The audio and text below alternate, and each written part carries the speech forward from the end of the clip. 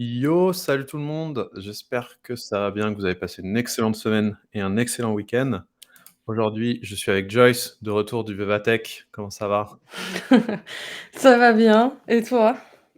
Ça Tu passes un va, bon week-end? ça va, j'ai geeké, donc ça va, ouais. C'est bien de kicker. J'ai pris un petit abonnement Shadow, j'avoue, j'ai un peu abusé. Voilà, ne faites pas comme moi, on perd beaucoup de temps. Mais des fois, ça fait du bien. Ouais. Hem, OK, n'hésitez pas dans le chat, parce que je vois qu'il y a encore des nouvelles personnes à vous présenter et comme d'hab, à nous poser des Nice. questions si vous avez, des questions, tout simplement. Aujourd'hui, ce qu'on va faire, c'est qu'on va revoir un peu les nouveautés parce qu'il y a pas mal de choses qui sont sorties ces dernières semaines, et globalement, on a envoyé le changelog, l'email avec les nouveautés la semaine dernière. Joyce l'a envoyé Salut et on va Tanguy. revenir, salut Tanguy, et on va revenir justement sur la plupart des nouveautés qui ont été annoncées dans WeWeb. Parce que ça fait longtemps qu'on n'avait pas fait de live d'ailleurs, où on montrait un peu ce qu'on mettait en prod. Donc ouais, ça va être cool. Du coup, je vais Tu passer commences par tout de quoi? suite sur mon écran. C'est une bonne question. Alors attends, est-ce que j'ai ma to do quelque part? Non, elle est pas sur mon autre écran. Ah, ça m'apprendra. Pendant ce temps-là, je vais partager le salut Benoît! Je vais partager le lien vers la page de changelog parce que donc on a envoyé le changelog, l'email la semaine dernière, mais on essaye de mettre à jour cette page un peu plus souvent. On n'y arrive pas toujours parce que l'équipe tech bouge, voilà, mais Il y a trop de choses en sort beaucoup de prod nouveaux là. voilà, ils sont plus rapides que nous. Le Mais voilà, donc si vous voulez retrouver plus d'infos, si vous allez sur cette page-là, vous retrouverez toutes les infos. Notamment avec une nouvelle section que j'aime beaucoup, que tu as rajoutée, qui est en fin de changelog, il y a, un peu comment dire? Un récapitulatif de ce qui est censé arriver dans les semaines et mois à venir et aussi de Ouais, pourquoi des fois on déplace certaines choses, qu'est-ce qu'on a repriorisé. Donc si vous voulez voir un peu quelle est la roadmap, de WeWeb, n'hésitez pas à lire le dernier changelog et normalement ça devrait être dans les nouveaux changelogs qui seront moins, enfin je sais pas si encore la décision est prise, mais qui seront peut-être un peu moins souvent, mais plus détaillés, de ce que j'ai compris. ouais, je pense qu'on va essayer de le faire une fois par mois. Salut Julien. En fait, là, l'équipe tech, enfin quelque chose qu'on va tester, c'est de faire une mise en prod tous les jeudis matins, heure française. Et, et du coup, avec cette nouvelle organisation, donc il y aura des mises en prod qui sont pas. Voilà, on va pas forcément envoyer un mail par semaine parce qu'il y a des mises en prod quelquefois où c'est genre 5 bugs corrigés. Enfin, c'est pas très intéressant pour tout le monde, donc ça sert à rien d'envoyer un mail à tout le monde. Du coup, voilà, on va tester un format où on envoie une fois par mois et on verra ce que ça donne. Peut-être qu'on changera, mais on va tester ça. OK, allez, je vais partager mon écran. Alors le premier truc qui est un truc, qui pourra en intéresser certains, c'est dans les membres. Alors si vous vous souvenez, le nombre de membres que vous avez dans votre workspace est payant, ça dépend du plan que vous avez. Là, vous pouvez voir par exemple dans celui-ci, on est 2 avec, ouh là là, spoiler alert, il y a des gens de Xano qui travaillent avec nous dans nos workspace. Bizarre. Mais ce qui est cool, c'est que maintenant vous pouvez inviter des agences ou des freelances, jusqu'à 10 dans un workspace et ça ne comptera pas, dans votre plan. Le seul truc, c'est que quand vous invitez quelqu'un, bon, c'est classique, email, non. Il faut que ce soit l'email d'une personne qui ait un plan, partner chez WeWeb, donc c'est un partenaire, qui travaille avec nous. Mais ça, c'est très cool parce que typiquement, si vous avez des gens qui construisent votre projet avec vous, qui vous aident, du coup, ils ne sont plus décomptés dans le pricing. Donc, vous pouvez totalement avoir un plan gratuit, starter, enfin n'importe lequel. Donc ça, c'est une première nouveauté. Je ne vais pas passer beaucoup de temps dessus parce que c'est assez simple. L'autre nouveauté, c'est le plugin Smart Suite. Donc, certains ont vu, en vrai, on l'a mis en prod il y a quand même quelques semaines, mais certains l'ont vu passer. C'est une nouvelle intégration. Je vais vous montrer tout de suite où il s'agit. Alors Smart Suite, c'est un outil un peu à la Airtable, qui permet justement de gérer des projets. Hem, Globalement assez proche de Airtable, mais il y a un petit côté, parfois Asana ou ClickUp, donc vraiment, plus du project management et du coup, je vais vous montrer ça tout de suite en allant me loguer et ce que vous pouvez faire, c'est utiliser vos projets Smart Suite comme, des back-ends pour votre application WeWeb. Alors, ce que j'avais fait, typiquement, c'est que je m'étais créé j'avais utilisé leur template de CRM, parce qu'ils ont des templates aussi, dans Smart Suite et j'en avais créé une app sur WeWeb. Donc vous voyez là, globalement, là, on est sur des vues qui ressemblent beaucoup à Airtable parce qu'on est sur des grid views, mais vous pouvez avoir vraiment des Kanban, calendar, timeline, enfin, vous voyez les charts, un peu tout et globalement, ça un peu comme la plupart des intégrations de back-end qu'on a, vous avez des colonnes avec des types. Donc vous voyez que vous pouvez avoir énormément de types, différents. Je vais peut-être plus aller sur celui-ci. Hop, je vais plutôt faire semblant d'en créer un. Donc vous voyez, il y a les documents, il y a du texte, single, multiple select, des dates, des nombres, des sliders, des adresses, enfin, il y a vraiment beaucoup de trucs. Et globalement, ça se passe comme ça. Donc vous avez une base avec des tables, donc vraiment à la Airtable. Et ce que vous pouvez faire, c'est ajouter via le plugin WeWeb et la clé d'API. Donc si je vais ici dans mes data sources, normalement c'est ici, vous voyez, Smart Suite. Et là, vous avez juste à rajouter votre clé API, qui est trouvable, si je me souviens bien, ici dans API Key, et je ne vais pas vous la montrer, mais elle est là. Et l'autre truc que vous avez à récupérer, donc ça, il faut le savoir, c'est dans l'URL, mais en gros, il y a l'ID de votre compte qui est ici. Donc, vous voyez là, sur /app.smartsuite.com/ le premier truc que vous voyez ici, c'est l'ID qu'il faut rentrer ici. Et à partir de là, je peux avoir mes collections Smart Suite, donc par exemple mes contacts, que j'ai rajouté en dynamique. Là, vous choisissez l'app que vous souhaitez utiliser et la table. Donc là, je suis dans mon partner CRM/contact. Donc ici, mon app, c'est partner CRM, ma table, c'est contact. Et une fois que c'est fait, vous pouvez rajouter des filtres. Donc ça, c'est les filtres natifs de l'API de Smart Suite. Globalement, vous avez mis un lien vers leur documentation. C'est un peu comme les filtres que je vais montrer juste après les formules Airtable. Et ensuite, vous avez votre donnée. Et là, vous voyez que j'ai bien ma donnée Smart Suite. Avec juste un petit truc qui va être amené à changer chez eux dans quelques semaines ou mois, je ne sais pas encore, mais en fait, la plupart de leurs champs, les clés sont des ID uniques. Du coup, c'est pas forcément le plus simple pour comprendre, pour naviguer dans la donnée, mais ils vont le changer bientôt. Donc par exemple, ici, j'ai utilisé, j'ai un Kanban où j'ai mis, justement ma collection, c'est mon pipeline, c'est pas mes users, mais c'est pas grave, je vais vous montrer. Du coup, j'ai une collection pipeline ici qui est c'est un peu des deals, donc qui sont, en cours dans mon CRM. Ils sont hop, je vais fermer ça. Ils sont présents ici. Et du coup, je les ai liés à, mon Kanban. Par contre, vous voyez que pour le stack by ou, globalement, ici, l'affichage du nom ou de la personne, j'étais obligé d'aller chercher un ID. Bon là, c'est title, c'est un mauvais exemple parce qu'en gros, la première colonne s'appelle toujours title dans leur API. Mais si je vais chercher l'image, si je me souviens bien, ouais, vous voyez, donc là, j'ai un ID un peu bizarre et c'est en fait, vous voyez que globalement, la plupart des champs custom que vous rajoutez, ils ont un label et une value, mais ils sont cachés dans un ID unique. Donc ça, pour l'instant, la chose à faire, c'est un peu de se balader dans la donnée. Globalement, vous avez accès à tout, sauf les images, ils vont les rajouter bientôt.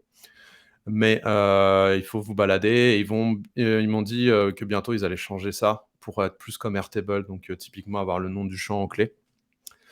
Mais ça se passe globalement comme un Airtable. Donc là, vous voyez, j'ai plusieurs collections. J'ai fait un lookup parce que là, j'ai des comment le contact, c'est un lien ici. Hop, vous voyez que c'est un link to. Donc en fait, ici, c'est exactement comme Airtable. En fait, j'ai l'ID du contact dans la table contact. Et ce que j'ai fait, c'est que j'ai utilisé un lookup dans WeWeb pour récupérer son image.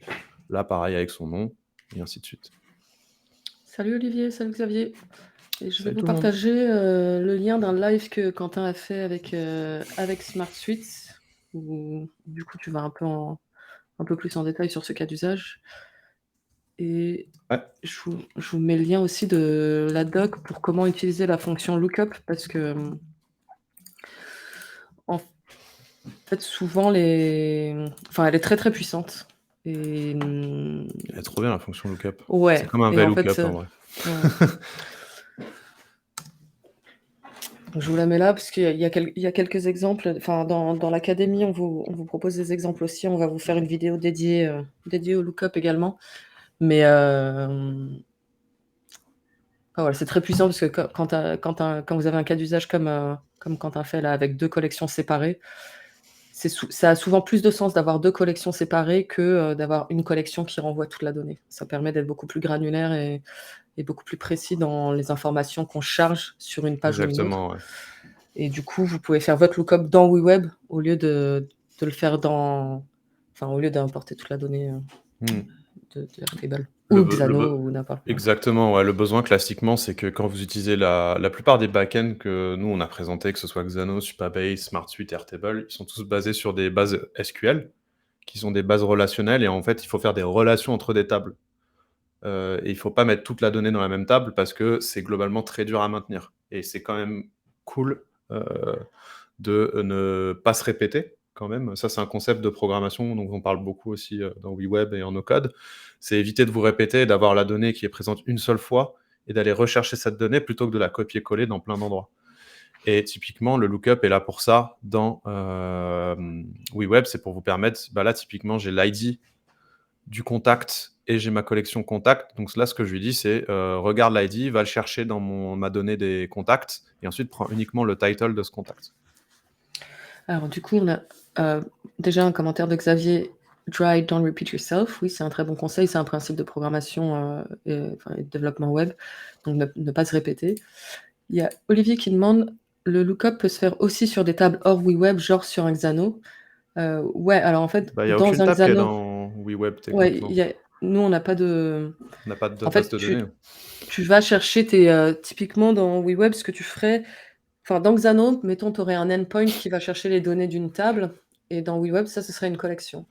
Et dans Xano, pour rebondir à la question de Prince qui demande si ça permet de réduire le nombre d'add-ons, la réponse est oui, parce qu'en fait, dans Xano, tu pourrais mettre des add-ons pour renvoyer les données d'une table, mais aussi un peu des informations d'une autre table, et comme ça, tu aurais une seule connexion dans WeWeb. Dans certains cas, ça vaut le coup de faire ça. Mmh. Mais en revanche, parce on recommande de suivre le grand principe de programmation, de ne pas se répéter. Si vous savez que vous allez utiliser la donnée plusieurs fois, il vaut mieux avoir les deux collections séparées et faire un lookup dans Web, sinon vous risquez de charger deux fois la même information en fait. Une Mmh. fois avec la collection qui est liée à la table spécifique avec ces informations, et une fois avec une autre collection qui va chercher les infos d'une autre table, mais qui, avec un add-on, rajoute cette information. Donc nous, on vous Exactement, ouais. recommande de charger l'information qu'une seule fois et de faire ce lookup, côté WeWeb. Salut JP. Exactement. Mais c'est vrai que les add-ons de Xano sont très puissants pour ça. Pour ceux qui connaîtraient pas les add-ons de Xano, c'est pour permettre justement de rajouter dans le JSON envoyé par, la requête API, de la donnée d'une autre table directement. Et moi, je dirais que le use case typique, c'est, admettons, vous avez un blog et les commentaires sont dans une table différente des articles. Et vous savez que les commentaires, vous n'allez pas les afficher ailleurs que dans de toute façon vos articles. Donc autant utiliser un add-on et les mettre directement dans l'article. Par contre, là, dans le cadre d'avoir des utilisateurs, d'avoir des deals, d'avoir des entreprises, en fait, on va les afficher sur plusieurs pages, mais on va les réutiliser aussi sur d'autres pages. Donc là, ça vaut le coup d'avoir une collection pour chaque et de faire des lookups. Ouais, c'est un super bon exemple, les commentaires. Est-ce que ça t'aide, Olivier? Ça clarifie un peu le truc? Du coup, si je continue juste sur SmartSuite, je vais vous montrer donc là, typiquement dans mes, workflows, j'ai des actions pour pouvoir, récupérer un record, en créer un, le mettre à jour ou le supprimer et il y a aussi une petite action. Alors ça, je passe très vite dessus parce que globalement, ça ressemble énormément à ce qu'on a pour les autres plugins. Donc vous voyez, vous choisissez l'app, SmartSuite, ensuite vous devez envoyer un ID de record et ensuite vous devez spécifier les champs que vous voulez renvoyer et mettre à jour. Donc ça, c'est très classique dans WeWeb. Le truc qui est un peu spécifique, c'est le get field choices. Hop, alors, est-ce que j'ai un exemple? Voilà, je vais vous montrer ce que ça fait. Donc en fait, là, ce que j'ai fait, c'est que je suis allé dans mon pipeline et j'ai ici une colonne type qui est en fait un single select. Et dans le cas des singles ou des multiple selects, ce que fait SmartSuite, c'est qu'ils veulent récupérer un ID. Ils veulent pas récupérer la valeur. En fait, pour chaque valeur du single ou du multiple select, eux, il y a un ID qui est associé et ce qu'il faut leur envoyer, c'est l'ID. Donc, ce qu'on a fait, c'est qu'on a mis une action qui vous permet justement de récupérer toutes les valeurs. Donc là, vous voyez, pour le label marketing, j'ai ma valeur qui est ici avec l'ID unique. Ce qui vous permet en fait de faire justement un lookup quand la personne... Admettons, vous avez un drop-down dans WeWeb avec tous les choix. Ce que vous allez pouvoir faire, c'est que vous allez marquer uniquement marketing, par exemple affiliate et technology. Mais quand la personne, une fois qu'elle a choisi, vous allez renvoyer, faire un lookup ici sur le Get Field Choices et vous allez renvoyer uniquement la valeur à SmartSuite. Parce que SmartSuite, si vous lui renvoyez marketing, il va dire je ne sais pas ce que c'est. Il faut lui renvoyer cette ID-là, par exemple. Donc, on a rajouté cette action exprès pour ça. Donc voilà, c'est une des petites spécificités de SmartSuite. Ça dépend. En vrai, c'est spécifique à leur API. Encore une fois, on en avait parlé au précédent live, il y a beaucoup de choses qui sont spécifiques aux API de chaque outil que vous utilisez dans WeWeb. Donc je vous invite à lire leur doc à ce propos. Mais nous, on essaye d'être assez proche de leur API, voire complètement proche de leur API. Donc globalement, normalement, vous pouvez tout faire. C'est juste que ouais, il y a un peu plus de travail qu'avec d'autres outils qui font ça à votre place. Hop. Une petite nouveauté, je vais passer très vite dessus, mais admettons, j'ai fait mon get field choices, pardon, je le remets, pipeline, hop. Et là, je me dis finalement, j'ai plus besoin de mettre à jour pour l'instant mon record. Je peux faire ceci. C'est donc pour désactiver une action dans un workflow. Très pratique pour tester si vous voulez tester le flow global, mais que vous voulez sauter une étape. Et je crois, si je me souviens bien aussi, que tant que vous le laissez désactiver, si vous publiez, ça ne va pas faire l'action. Donc ça peut être pratique pour avoir des actions, garder des actions pour plus tard, mais globalement, quand vous êtes en phase de test, vous pouvez enlever ces actions et les réactiver plus tard. Donc voilà, je peux disable et activer. Il y a Xavier qui dit: «Ça, c'est magnifique» et Julien qui dit: «Très cool». Ouais, je pense que j'ai rarement autant célébré une feature aussi petite. J'étais surexcitée quand les devs nous ont dit que c'était bon. Ouais, moi aussi. En vrai, c'est le truc le plus simple à vous présenter de ce live et peut-être le plus utile pour les gens qui ont l'habitude de WeWeb. Mais ouais, C'était très très pratique. frustrant de pas pouvoir le faire. Exactement. Ensuite, qu'est-ce qu'il nous reste? Alors, on a fait SmartSuite. Ah, les formulaires table, yes. Allez, on va retourner dans une autre app et je vais vous montrer mes petites formulaires table. Hop là. Alors, il s'avère que dans l'API d'Airtable, on peut filtrer la donnée en utilisant une formule telle qu'on l'utiliserait dans Airtable directement. Donc, vous savez, dans Airtable, vous avez des formules. Je vais ouvrir Airtable, comme ça, tout le monde saura de quoi je parle. Toc, toc, vous allez voir notre énorme Airtable. Par exemple, ici, j'ai une colonne directement avec une formule, et cette formule, c'est un search sur l'email. Et ça va me renvoyer, est-ce que là, l'email est présent dans le record ou pas? Donc là, je l'ai fait globalement, vous voyez qu'ici, il est présent, là, il n'est pas présent. Et en fait, ce genre de formule, on pourrait très bien l'utiliser pour filtrer une requête API, c'est possible dans Airtable. Donc ce que je peux faire, c'est tout simplement ici utiliser le filter by formula avec ma formule Airtable. Alors le seul truc à savoir, c'est qu'une formule Airtable, c'est techniquement une chaîne de caractères, donc une string. Donc il faut la mettre entre guillemets. Et comme la plupart des fonctions Airtable attendent elles-mêmes des guillemets, nous, ce qu'on vous recommande, c'est d'utiliser des guillemets simples pour pouvoir utiliser les guillemets doubles dans vos formules Airtable. Je vais vous montrer un exemple. Si je rajoute un search, je vais rajouter un search sur quel champ? Sur le champ, allez, on va mettre job. Juste, je précise que le search que tu rajoutes là, c'est le search que Airtable, attend. C'est pas une formule no code WeWeb, c'est vraiment Exactement, ouais. ce que C'est l'API vraiment attend. la formule Airtable. Donc là, je mets mes doubles quotes et je vais utiliser de la concaténation. Alors, et les singles. Voilà. Là, ce qu'il va me dire, c'est alors, on va faire d'abord sans variable. En vrai, je me prends la tête, mais faisons une recherche et cherchons Founder. Là, vous voyez que j'ai search Founder dans la colonne job. Donc si je fais ça, j'ai que 2 personnes, j'ai que Alexis et Erwan, parce que ce sont les Oh, seuls les founders de ma stars! liste. Donc j'ai Les contournement stars. qui est là. Et admettons, moi, c'est bien de faire des formules, mais j'ai envie de la rendre dynamique, parce que sinon, c'est pas une app WeWeb. Bah, je vais rajouter une barre de recherche. Je vais pas mettre les variables, je m'en fiche. Alors, c'est très moche, hein, c'est juste pour vous montrer la logique. Je vais rajouter un peu de... Je vais la J'ai mettre fait en un screen dessous. pour leur envoyer, je me permets d'ouvrir, Slack pour, envoyer un DM. Énorme. Et là, ce que je vais faire, c'est quand ma variable est mise à jour, je vais juste refetch ma collection et ma collection utilisateur. Maintenant, ce que je vais faire, c'est que dans ma collection, ici, je vais changer ma formule pour utiliser ma variable.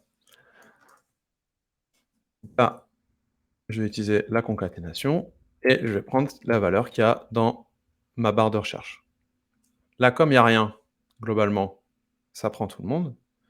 Et admettons que je cherche développeur. Normalement, je devrais avoir Lachlan et Michael. Et si je mets développeur, et que ça a fonctionné. Parce que là, ma recherche est dynamique. Et globalement, ce qui s'est passé dans ma formule, c'est que vous voyez que maintenant, j'ai search développeur job. Donc voilà, et là, je vais utiliser search, mais je pourrais utiliser n'importe quelle formule Airtable tant qu'elle renvoie un booléen dans la recherche, parce que c'est comme ça que marche leur API, c'est que si ça renvoie quelque chose, si ça renvoie quelque chose de truthy, comme on dit en anglais, donc de vrai, typiquement true, 1, ou même du texte ou autre, en fait, ça va vous renvoyer la ligne. Si ça renvoie quelque chose de falsy, de faux, donc typiquement en programmation, c'est 0, chaîne de caractères vide, objet vide, ce genre de choses, ça va pas vous renvoyer la ligne. Donc là, il faut des fonctions, des formules qui techniquement vous renvoient quelque chose. Et là, search, ça marche parce que vous voyez, globalement, ça renvoie 1, ou dans le cadre de Airtable, ça renvoie rien du tout, et null est faux. Parce que la valeur vide en JavaScript, c'est null, et null, c'est faux. Donc voilà, comment faire une petite recherche avec une formule Airtable. Et globalement, c'est dynamique, évidemment. Si je remets Founder, j'ai les deux. Alors, à savoir par contre que cette requête, certaines personnes nous ont demandé si c'était du coup une requête back-end, si c'était sécurisé pour des données privées. Non, car la formule est envoyée telle quelle via la requête API. Donc ça veut dire que si vous allez dans le navigateur, ici encore une fois, et que vous regardez la requête qui est envoyée au back, donc si par exemple je remets Founder, là, j'ai un fetch avec, globalement, dans mes variables, vous voyez que j'ai, alors ça, c'est spécifique à WeWeb, mais nous, on le renvoie tel quel à Airtable. Hop, attendez, je vais vous montrer le payload plutôt. Vous voyez qu'ici, j'ai la recherche telle quelle, donc search variable, avec nous l'ID de la variable. Mais en gros, une personne qui connaît Airtable et qui voudrait, reverse engineer, donc hacker entre guillemets votre requête API, pourrait très bien le faire en remplaçant le texte search par les variables par vraiment un nom et récupérer toute la donnée qu'il veut, ou même enlever la formule et récupérer toute la donnée. Donc c'est pas sécurisé. Donc ce qui va se passer, nous, c'est que Airtable en fait n'est pas sécurisé parce que leur API n'est pas sécurisée, c'est comme ça. Mais maintenant, ils sont en train de changer toute la logique des clés d'API. C'est un sujet sur lequel on travaille en ce moment. C'est qu'ils vont arrêter les clés d'API en début 2024. Et je crois que d'ici cet été, on pourra déjà plus créer de nouvelles clés d'API. Par contre, il va y avoir ce qu'on appelle le OAuth. Donc, vous allez vous loguer à Airtable un peu la même manière que vous pourriez le faire avec Google ou Twitter, par exemple, où vous allez choisir votre compte. Et ce qui est cool, c'est que sur les comptes enterprise du moins d'Airtable, je ne suis pas sûr si c'est pour tout le monde, il y aura des clés d'accès, mais qui seront scopées, donc qui seront limitées à une base ou une table en particulier. Donc là, ça sera au moins possible d'utiliser, surtout dans des applications privées, d'utiliser Airtable d'une manière un peu plus sécurisée, parce que vous saurez que les utilisateurs, globalement, ils auront accès que à une table ou une base en particulier. Ouais, mais il y aura toujours pas le row level security qu'il peut y avoir, Non, c'est ça. Donc ils auront accès à toute la table ou toute la base, ils pourront tout mettre à jour. Ça, j'attends de voir comment ça va être mis en place par Airtable. Mais c'est déjà un peu mieux parce que, ils auront Ouais, pas bien accès à sûr, tout ton compte, quoi. bien sûr. Et il y a Sonolier qui pose une bonne question: «Y a-t-il moyen d'optimiser le temps de requête 2-3 secondes sur une table de 5 entrées? Ça semble un peu long». Ça dépend d'Airtable. Donc c'est qu'Airtable est plutôt lent. Donc j'ai pas vraiment de réponse à part, si tu vas aller très vite, utiliser un backend type Supabase ou Xano. Mais ça globalement ça dépend de Airtable. Hop. Yep, c'est juste le temps qu'ils répondent. Ah, ou ouais, une forme de mise en cache. Alors nous, on a une possibilité de cache, qui est ici, qui est sur certains plans uniquement. Encore une fois, oui, ça va beaucoup plus vite. Par contre, ce qu'on a vu, c'est que pas mal d'utilisateurs mettent à jour leur base Airtable, ce qui est normal, via d'autres outils ou directement dans Airtable. Et le fait est que tu dois mettre à jour le cache. Et auquel cas, en fait, si tu fais sauter le cache tout le temps, ça revient au même que d'aller pinguer Airtable. Parce qu'en fait, ce que va faire le cache, c'est qu'il va lui-même aller pinguer Airtable. Et si lui ping Airtable tout le temps, Airtable, tu vas arriver à ce qu'on appelle les rate limits. Donc, tu as des limites de. En fait, tu as un nombre de fois où tu peux faire des requêtes à Airtable par minute ou par heure, si je me souviens bien. Et en fait, si tu atteins cette limite, Airtable va plus te répondre ou va mettre beaucoup plus de temps à te répondre. Donc, si tu le fais via le cache, tu auras le même problème, c'est qu'en fait, le cache va jamais être à jour. Donc, c'est un truc de toute façon, avec Airtable, il faut faire très attention à ces limitations et essayer de ne pas aller tout le temps taper dans la base H24. Par contre, si tu fais uniquement de la lecture, utiliser un cache, c'est très bien parce que ouais, tu irais taper dans notre base de données qui va beaucoup plus vite. C'est plus pour la mise à jour de la donnée où ce sera un peu plus long. Mais globalement, encore une fois, notre recommandation, c'est si vous voulez créer des vrais backends entre guillemets pour des applications complexes, restez pas sur Airtable, c'est pas fait pour. Et eux, c'est leur politique dans l'API de ne pas avoir justement des rate limits énormes, des filtres back-end, ce genre de choses, parce qu'ils veulent globalement que les gens restent dans leur écosystème.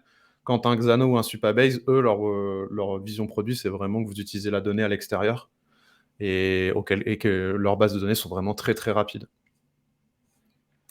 Il y a Olivier qui commente qu'il a eu le cas d'un service qui n'autorisait pas plus de 3 requêtes par seconde. C'était un peu chaud. C'est pas beaucoup, ouais. C'est pas beaucoup. Du coup, voilà pour Airtable. On a 2-3 autres trucs qui viennent d'arriver aussi en CSS. Donc là, je vais vous montrer assez vite parce que globalement, vous allez vite comprendre si vous êtes habitué à WeWeb. Maintenant, il y a pratiquement tous les éléments de div, si je me souviens bien, ici, voilà, qui ont le display bloc et flex disponible, ou inline flex. Donc vraiment, vous avez tous les types de display CSS possibles. Ce qui est très cool parce qu'en gros, maintenant, littéralement n'importe quel div peut devenir flex très rapidement. Donc vous pouvez créer des flexbox avec tout. Ça, c'est très très cool. Et un autre truc pour notamment les gens qui viennent de Webflow, c'est que les paddings et les margins, on peut les mettre en M et en rem. Donc ça, c'est très bien quand vous faites quand vous faites des designs et vous voulez qu'ils soient consistants parce que les M et les rem, c'est des multiples de je sais plus combien de pixels. J'ai envie de dire 16, mais Je vais regarder. Je vais demander à Google, parce que Google, c'est 16 pixels. Exactement. Elle est trop forte, Joyce. Voilà, de comme la quoi fonte ça de base. sert de faire 1000 cours en ligne par an, quoi. Exactement. Moi, je demande à Google H24. Ouais, je Je suis pense que bien tu en es plus PLS en ce efficace. moment, parce qu'il y a le Reddit Gate, donc je n'ai plus accès à Reddit, et je suis obligé de demander à ChatGPT. C'est Ah, c'est quoi le compliqué. Reddit Gate? Ils ont augmenté leur prix d'API et globalement, il y a énormément de subreddits qui sont devenus privés en contestation parce qu'il y a plein d'applications OK. qui ne peuvent plus payer Reddit. Et du coup, tous les gros subreddits que j'utilisais, que ce soit Oh en mince. no-code, en code et tout, ils sont tous fermés. Et du coup, ChatGPT, c'est bien, mais c'est limité. Ouais. Donc, tous les gens qui faisaient des requêtes comme moi, je pense qu'on est un peu en galère. Il y a JP qui demande: «Et display grid?» La réponse est pour l'instant, c'est pas encore dispo, mais on y travaille parce qu'en fait, toutes ces là, ce qu'on a rajouté, la raison pour laquelle on l'a rajouté, c'est pour préparer l'import HTML et la feature import HTML pense pouvoir rendre accessible à tout le monde, Celle-là. qui est dans Copilot et qui devrait être accessible à un plus grand nombre assez rapidement. Et du coup, là, il nous manque encore le grid, qui est très commun dans les... Exactement, ouais. Mais on est dessus. Mais du coup, maintenant, JP, tu as les M et les REM, et ça, c'est cool. Alors, la différence pour ceux qui ne sauraient pas, c'est que les REM, c'est toujours par rapport aux 16 pixels, donc c'est toujours des multiples de 16 pixels, tandis que EM, c'est multiple par rapport au container. Ce qui fait que si vous changez la définition de ce que c'est un EM, par exemple, sur le body de la page ou sur la div autour, ça va faire que les EM à l'intérieur vont être eux-mêmes un multiple de ce multiple. Vous allez tout le temps grossir. Ce qui fait qu'il y a énormément de frameworks qui utilisent les REM. Typiquement Tailwind, je crois qu'ils utilisent des REM en vrai en interne. Et ce qui est cool avec les M et les REM, c'est que du coup, vous avez tout le temps des multiples. Donc, vous n'êtes pas en mode tiens, là j'ai mis 16 pixels, là j'ai mis 14, et à un moment vous vous trompez, vous mettez 15, et à l'œil humain, ça va être un peu bizarre. C'est que si vous utilisez des M, vous savez que vous allez globalement, vos marges, vos styles et tout vont toujours être des multiples, et c'est beaucoup plus cohérent d'un point de vue design sur une page. Donc, ça, c'est très cool. Et le dernier truc, si je me souviens bien, c'est qu'on a rajouté des options pour la text decoration. Donc on peut souligner, surligner, hop, truc que je n'utilise jamais, mais en vrai, ça peut être beau, ça peut être joli. On peut barrer le texte. Et vous avez le type de décoration, donc si vous voulez du dotted, du double wavy, enfin tous ces genres de choses. Et ça, c'est géré par le CSS. Vous pouvez faire plein de choses. Oh, c'est énorme. Je m'amuse à mettre des trucs horribles sur ma page. Oh, c'est tellement beau comme ça. Donc on a rajouté ça, qui étaient des petites options de CSS du texte. Je crois que c'est à peu près tout dans le texte de nouveau. Voilà, donc des petites améliorations de CSS. Je vais vous montrer aussi les petites améliorations du X qu'on a fait. Donc il y avait le fait de pouvoir désactiver une action dans un workflow. Il y a un autre truc, c'est typiquement, admettons que ce texte, oui, ça n'a pas de sens, ce texte est un lien, mais c'est pour le besoin de la démo. Je vais le lier à la page login. Et là, vous voyez que je peux rajouter un loader et lui mettre une couleur. Et en fait, ce que ça va faire, tiens, je vais le mettre en rouge, hop là. Ce que ça va faire, c'est que quand la page chargera, il y a un loader ici qui va s'afficher le temps que la page se mette en place. Qui n'est pas de C'est la bonne marrant, couleur, là, c'est bizarre. ouais, bah, c'est un bug, on l'a reporté dans la communauté ce week-end. Eh ben, on a un bug, c'est parfait. Voilà. Voilà. Ça faisait longtemps qu'on n'avait pas eu un live avec un bug. Mais C'est tu sais qu'en nostalgique. plus, je viens de réaliser qu'il me semble que dans le loom que Marc m'a fait pour me présenter la feature, il a remarqué le bug. Donc je pense C'est énorme. Bon, ça devrait être corrigé dans pas trop longtemps, ça me c'est pas revient. très compliqué. Mais vous avez des chargements et ça se fait aussi sur l'app en prod. Donc ça, typiquement, il y a de plus en plus d'applications qui le font. Les exemples classiques, c'est les réseaux sociaux type Twitter, YouTube. Quand vous chargez une page ou du contenu, ils vous mettent la petite barre en haut de chargement. Il y a Mathieu qui demande si le loader lors d'un chargement de page disparaît en fonction d'un window add event listener load. Je sais pas du tout. Ah oui, Je pense non, que ça cache pas. Pour l'instant, on a juste non, cette c'est la petite option-là. barre. Ouais, et on nous a demandé si c'était possible de faire des pages de chargement comme nous on a en fait quand tu vas par exemple de ton dashboard à ouvrir un projet. Nous on a une page web avec un loader, donc on n'a pas encore cette option-là. Mais globalement, Mathieu, dès qu'on a sorti la feature, j'ai eu à peu près 3-4 questions dans la communauté qui demandaient si on pouvait faire des loaders, mais mieux quoi, qui se voient plus, qui se voient plus. Donc voilà, c'est un quick win où maintenant c'est dispo, mais je pense qu'on va continuer à bosser dessus pour vous donner plus d'options, quoi. Ah bah, c'est...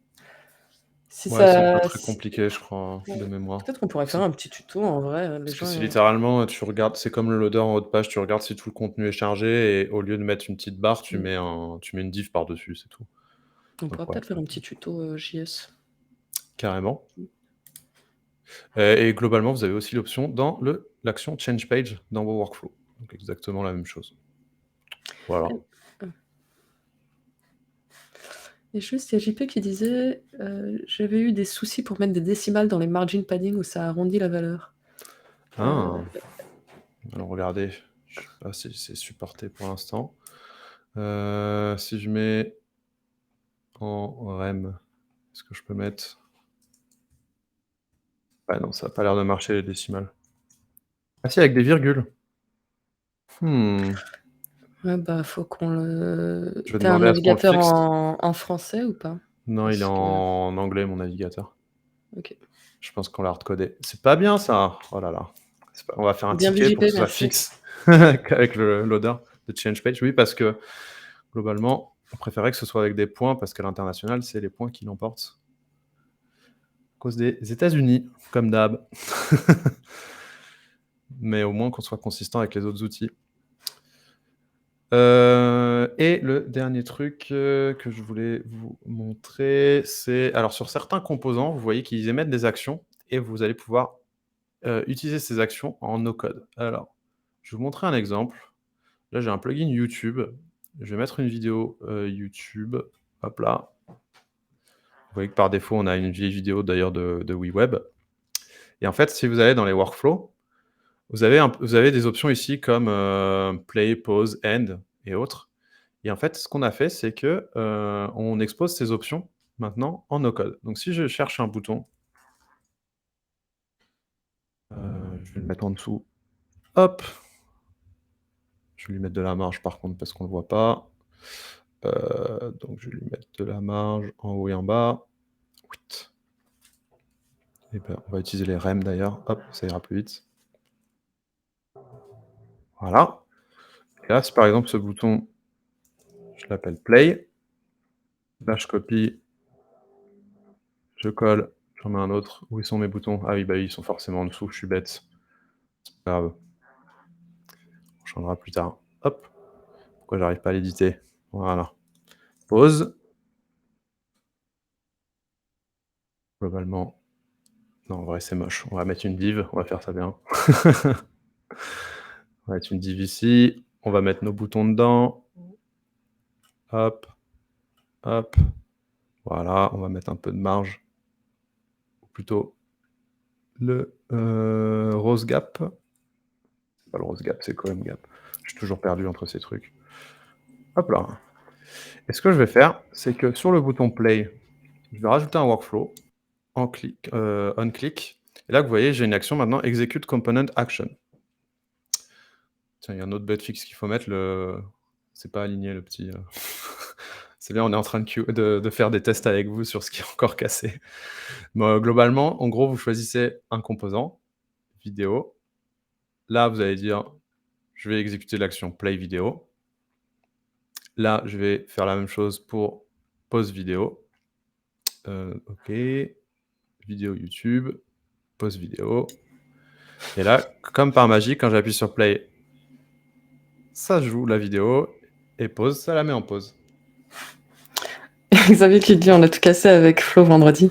Effectivement, c'était très drôle parce que vendredi, Xavier était sur notre stand à Vivatech avec Florian et Florian a profité pour montrer les styles réutilisables avec les classes à Xavier. C'était cassé? Alors, c'était pas C'était en cassé. staging, donc c'est pas grave. Mais ensuite, Xavier m'a fait une démo et Xavier m'a expliqué comment fonctionnaient les classes chez nous, puisque j'avais pas encore eu le droit à ma démo. Et puis là, c'était cassé. Donc 20 minutes plus tard, c'était cassé. Et voilà. Mais c'était staging. C'est pas Oui, grave. oui, non, bien sûr, c'était pas live. Oui, les classes Et arrivent. Ça, voilà, classes spoiler arrivent. alert, les classes arrivent très bientôt. Elles sont en train d'être testées. Et vous voyez que certains insiders comme Xavier ont eu accès. Elles sont en train d'être testées, mais attention, parce que initialement, Oui, on qu'on voulait essayer de retourne sortir dessus. on voulait sortir ça cette semaine. Ça sera très probablement pas cette semaine parce que voilà, l'UX ne convient pas pour l'instant. Les gens sont un peu trop perdus. Mais en tout cas, on a vraiment hâte, quoi. Et il y a JP qui dit les shortcuts pour grouper des éléments. Ah oui, c'est vrai, ça, il y a un shortcut pour grouper tout maintenant. Bah, par exemple, ça et ça, est-ce que je peux les grouper si je fais un commande G? Waouh. Ouah, ça a Ah oui, caché ma vidéo dans ouais, dans mais le t'as mis dans néant. une flags. Ah oui, c'est peut-être pour ça. C'est parce Je que... fais un commande Z. Hop là. Est-ce que je peux faire ça avec mes textes? Ces trois-là. Command G. Hop là, ils sont dans une Flexbox, c'est parfait. Et du coup, Et maintenant, je peux faire si ce vous que avez je besoin veux de avec. retrouver tous les raccourcis, parce que la semaine dernière, les devs nous ont fait une jolie surprise où ils avaient changé changé les raccourcis, qui moi m'a rendu dingue parce que j'avais l'impression que je me souvenais plus, mais non, ils l'ont vraiment changé. Du coup, si vous voulez retrouver les raccourcis, c'est en haut à gauche, vous pouvez aller chercher le panel avec le panneau avec tous les shortcuts là. Comme ça, vous Ah, aurez toujours la nice. liste à jour. Parce qu'on pense en rajouter, bien sûr. C'est tout petit. Ah bah. Ok, et en fait, là, vous avez des actions donc, pour la vidéo, et globalement, vous allez les avoir de plus en plus. On va les rajouter à tous les composants et tous les plugins. Et ça, pareil, c'est une première étape vers les composants réutilisables et que vous pourrez créer complètement no code. Parce qu'admettons, il y a un plugin même sur la future marketplace ou de WeWeb qui émet des actions spécifiques. Vous pourrez créer des composants avec votre propre design qui iront utiliser ces actions sans avoir besoin d'écrire de lignes de code. Donc ce sera entièrement faisable en no-code, ce qui vous permettra de créer vos propres composants par-dessus les éléments de base de WeWeb. Donc ça, c'est assez cool. Vous pourrez faire ça avec, là pour l'instant il y a les vidéos, mais à terme on pourra faire ça avec Stripe, Ouais. avec ce que vous voulez, avec SmartSuite, Et il y a avec Charge.js. l'accordéon aussi. L'accordéon. Je crois que c'est les deux seuls Ouais, parce que c'était pour un petit l'instant. test, mais globalement tous les éléments vont l'avoir. Et si vous avez des éléments qui émettent des événements custom, typiquement la data grid, le Kanban, ce genre de choses, vous pourrez utiliser ces événements en full no-code, ce qui va vous permettre de créer des composants comme des développeurs, mais sans coder. Donc entre les classes et ça, dans quelques mois, si on est bon, il arriveront les composants complets, donc réutilisables, tels qu'on vous les avait montrés il y a longtemps. Donc on a un peu modifié aussi la manière de les faire, donc ça, on vous représentera tout ça. Mais ça vous permettra de créer vos propres design systems avec des composants parents et des composants enfants. Et quand vous mettrez à jour le composant parent, ça mettra à jour le composant enfant dans tous vos projets. Et vous pourrez, à terme, quand il y aura la marketplace, vendre tout ça sur la marketplace à d'autres personnes. Voilà. Et voilà globalement pour les nouveautés, je crois. Yes. Je vais ma petite formule, sinon je vais oublier qu'elle est là. Hop là. Incroyable. Bah, merci, merci Xavier. C'était comment le Vivatech, Xavier? Parce que moi, j'y étais pas. Vas-y, donne-moi des insights. Et JP qui demande si on pourra mettre des variables au niveau du composant. Oui, des variables internes aux composants, exactement. Les composants, c'est comme en dev, ils auront des props, donc les properties, c'est la donnée qu'ils prennent en entrée. Leurs variables internes qui ne seront pas exposées à l'extérieur. Donc ça, c'est vraiment que pour la personne qui crée le composant. Et ensuite, ils émettront des événements qui pourront être utilisés justement en no-code, que l'app pourra utiliser par-dessus. Et JP, je te mets le lien du fichier de configuration de l'élément vidéo, si ça t'intéresse. Parce que du coup, tu peux t'amuser à regarder comment il fonctionne avec les actions, les trigger events et les props dont Quentin parlait. Et voilà, globalement pour les news, je crois. L'expérience la plus ouf, c'était le stand Nespresso Amazon. D'accord. Ouais, j'avoue, il Voilà. faut Full un peu américaine, là. l'expliquer. Non, il faut l'expliquer. En fait, tu allais sur le stand d'Amazon, tu scannais un QR code, tu filais ton numéro de téléphone, il t'envoyait un code, tu passais ta commande et après tu avais déjà le site s'appelait serverless, ce qui est quand même très drôle. Mais après bon, tu avais quand même des serveurs qui te servaient ton café, mais c'était hyper en fait, tu voyais le numéro de ton café. Enfin, tu vois, du coup, une fois que tu commandes sur ton Ouais. téléphone, tu as ton numéro d'attente. Tu avais un écran avec les numéros qui défilaient tu vois, de in progress ou pas. Et franchement, je sais pas combien de cafés il sortait à la minute, mais c'était plus efficace que sur le stand PwC où il y avait une machine à café où j'essayais de me faire mon Comme café. quoi. Cool. Donc, alors qu'il y avait une queue de fou, hein, franchement, parce que du coup, c'était un peu Oui, mais l'attraction. c'est parce que c'était Et fou. ouais. Et comme Flo l'a très bien remarqué, c'était vraiment à l'image de Amazon, tout sur la productivité, quoi. Ouais, la classique. Comme quoi, aux événements, faut pas faire des goodies, faut toujours amener de la bouffe, du café. Ouais, on était aussi en face du stand, donc il y avait en face de nous, il y avait le stand Amazon qui faisait ça, il y avait le stand L'Oréal où il y a eu la queue, mais tout le temps. Il te filait du Un stand shampoing? L'Oréal qui non, mais en fait, il coiffait les gens et il maquillait les gens, mais il y avait Ah, la queue, stylé. hommes et femmes, hein, donc il maquillait, il coiffait et une tagline qui m'a beaucoup fait rire sur le stand L'Oréal, c'était genre, ah oui: «Sustainable hair tech». Je me suis dit: «Franchement, Yes, yes. ils sont forts» et ouais, c'était gratuit aussi, je pense. Trop bien. Bah, ça avait l'air cool en tout cas. Vous avez vu Elon Musk? On n'a pas vu Elon Et Musk. Macron? On n'a pas vu Je vais Macron. pas rentrer dans les débats politiques en Macron, live, je crois mais que c'était c'était le très drôle comme jeudi, nous on image. était le vendredi.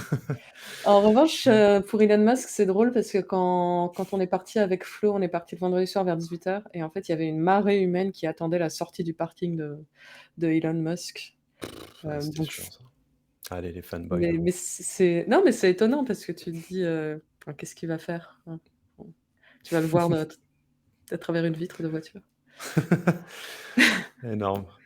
Ouais, mais OK. c'était rigolo. J'espère que est-ce que vous avez des questions, dans le chat? Tout L'effet ça pour voir une groupie. Tesla sortir d'un parking, exactement. Bah, franchement, j'espère qu'il est sorti en Renault Zoé, quoi. Ce Et ce qui serait ça troll. la vraie classe.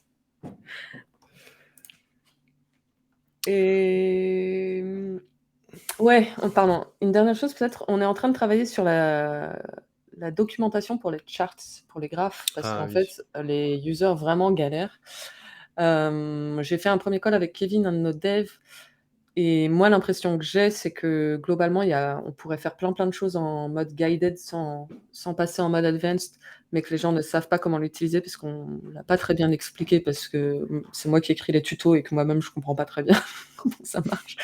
Donc si, pas forcément pour lundi prochain, peut-être pour un lundi plus tard, mais si vous avez un sujet graph, charts et que vous êtes ouvert à montrer la donnée pendant un live, hésitez pas à me faire un DM, et d'une, ça m'intéresserait de faire un call avec vous pour essayer de voir comment enfin, votre problématique et de 2, comme ça, une fois qu'on aurait 2-3 exemples, on pourrait se faire un live, ensemble, quoi. Ah bah ouais, Tanguy, Ah trop bien. avec Ah bah grand de plaisir. ouf. Puis après on vous reposera probablement la même question pour Mapbox, Google Maps, Stripe et autres.